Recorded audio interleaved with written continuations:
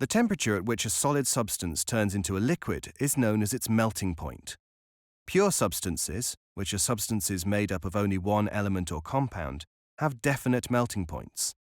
The melting point of pure water is 0 degrees Celsius. Mixtures will melt over a range of temperatures.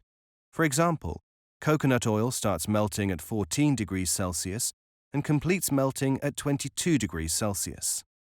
This difference between a pure substance and a mixture means that measuring the melting point of a substance is a good way to determine how pure it is.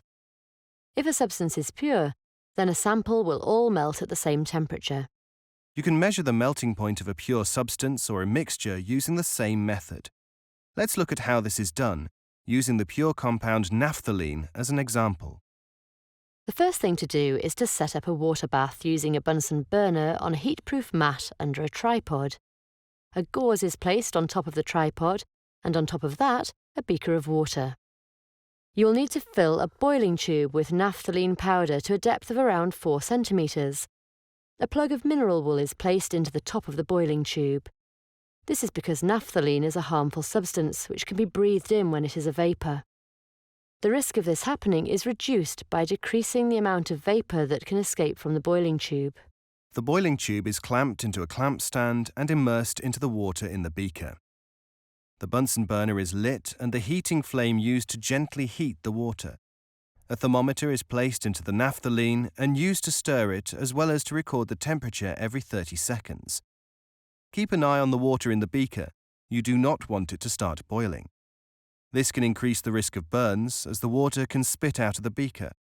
If it does start to bubble, just move the Bunsen out from underneath the beaker for a while and let it cool down. You need to heat the naphthalene until it reaches a temperature of 90 degrees Celsius. Heating it to a higher temperature will increase the amount of harmful naphthalene vapour formed. At this point, the equipment will be hot, so leave it to cool down while you analyse your results. You should have a results table with time in seconds in the first column and the temperature of naphthalene in the second column. Use these results to plot a line graph with time on the x-axis and temperature on the y-axis. Join the points up to form a heating curve. As you heat the naphthalene, the temperature increases. This is because thermal energy from the water bath is being transferred to kinetic energy in the molecules of naphthalene. You will notice on your heating curve that there is a portion where the temperature of the naphthalene does not rise.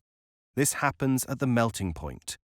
The temperature does not rise as the naphthalene melts because the thermal energy is being used to overcome the forces that hold the naphthalene molecules together in its solid form.